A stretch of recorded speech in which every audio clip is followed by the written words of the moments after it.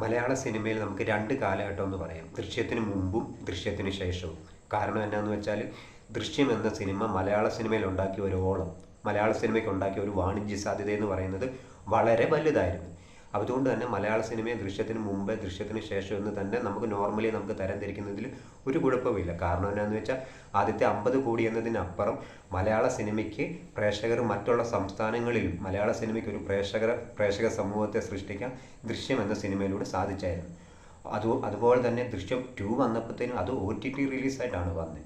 OTT റിലീസായിട്ട് വന്നതോടുകൂടി അതിനൊരു world വൈഡായിട്ടൊരു fan base ഉണ്ടാവുകയും ദൃശ്യം 1ഉം 2ഉം മലയാള സിനിമയുടെ ഒരു ആമുഖമല്ല, മലയാള സിനിമയുടെ വാണിജ്യപരമായിട്ടും കലാമൂല്യപരമായിട്ടുമുള്ള രീതിയിലുള്ള ഒരു രേഖപ്പെടുത്തലായിട്ട് മാറുകയാണ് ദൃശ്യം എന്ന സിനിമ. കാരണം വെച്ചാൽ മറ്റുള്ള സംസ്ഥാനങ്ങളിലും ഈ സിനിമ വളരെയധികം റീമേക്ക് ചെയ്യപ്പെട്ടു. മറ്റുള്ള സംസ്ഥാനങ്ങളിൽ നിന്നപ്പുറം മറ്റു രാജ്യങ്ങളിൽ പോലും ആ സിനിമയ്ക്ക് കൗതുകത്തോടെ നോക്കിക്കാണുന്ന ഒരു കൂട്ടം പ്രേക്ഷകരുണ്ടായി എന്നുള്ളതാണ് വേറൊരു വസ്തുത. ഇപ്പം ഇതേക്കുറിച്ച് പറയാൻ കാരണം ദൃശ്യം 3 അനൗൺസ് ചെയ്തു, അതിൻ്റെ ഷൂട്ടിങ്ങും കാര്യങ്ങളും എല്ലാം സ്റ്റാർട്ട് ചെയ്തു.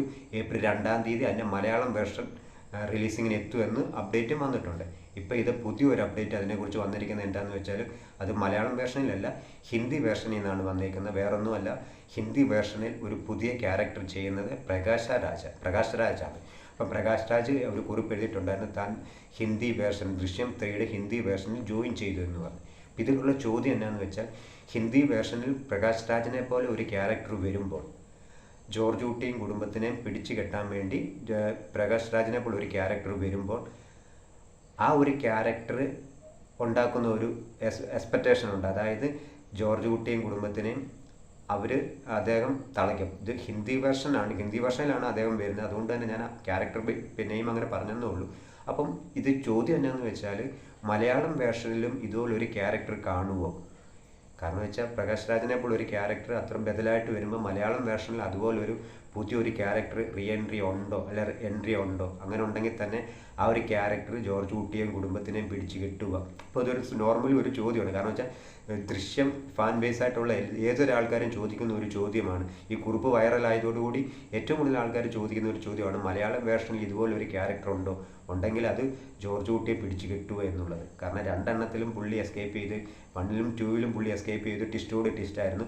ദൃശ്യം 3ലും ഈ ട്വിസ്റ്റുകളും ഏറ്റവും അവസാനം ജോർജ് കുട്ടി എന്ന കഥാപാത്രത്തെ പിടിച്ച് കിട്ടുന്നതായിരിക്കും. സംവിധായകൻ പറഞ്ഞിട്ടുണ്ടെന്ന് തോന്നുന്നു, ഇനി ഒരു ഇതിൻ്റെ ബാക്കി സീരീസ് ഇല്ല, അല്ലെങ്കിൽ ബാക്കി ഭാഗം ഇല്ല എന്നുള്ള രീതിയിൽ ഇങ്ങനെ പറഞ്ഞിട്ടുണ്ടായിരുന്നു. അതുകൊണ്ട് തന്നെ ദൃശ്യം 3ൽ ജോർജ് കുട്ടിയെ പിടിച്ചു കെട്ടാൻ വേണ്ടി ഒരു കഥാപാത്രം എൻട്രി ചെയ്യുമോ? എന്തായാലും നമുക്ക് കാത്തിരിക്കാം. ഏപ്രിൽ 2-ാം തീയതി മലയാളം വേർഷൻ റിലീസാണ്. ഒക്ടോബറിലേ ഉള്ളൂ ഹിന്ദി വേർഷൻ്റെ റിലീസിങ്. എന്തായാലും ഏപ്രിൽ 2-ാം തീയതി നമുക്കറിയാം പുതിയ ക്യാരക്ടർ ഉണ്ടോ, ആ ക്യാരക്ടർ ജോർജ് കുട്ടിയെയും കുടുംബത്തിനെയും പിടിച്ചു കിട്ടുക എന്നുള്ളത്. എന്തായാലും നിങ്ങളെല്ലാവരും മോഹൻലാൽ ഫാൻസ് ആണെങ്കിൽ, ദൃശ്യം ഫാൻസ് ആണെങ്കിൽ ഏപ്രിൽ 2-ാം തീയതിത്തേക്ക് വെയിറ്റ് ചെയ്യുക. നമുക്കിതിൻ്റെ ഉത്തരം അറിയാൻ പറ്റും. എന്തായാലും വേറൊരു റിക്വസ്റ്റ് കൂടെ ഉണ്ട്. എൻ്റെ സിനിമ ബേസ് ആയിട്ടുള്ള ചാനലാണ്. അതുകൊണ്ട് തന്നെ എൻ്റെ ഈ ചാനൽ ഒന്ന് സബ്സ്ക്രൈബ് ചെയ്യാൻ സാധിക്കുമെങ്കിൽ ഒന്ന് സബ്സ്ക്രൈബ് ചെയ്യണം.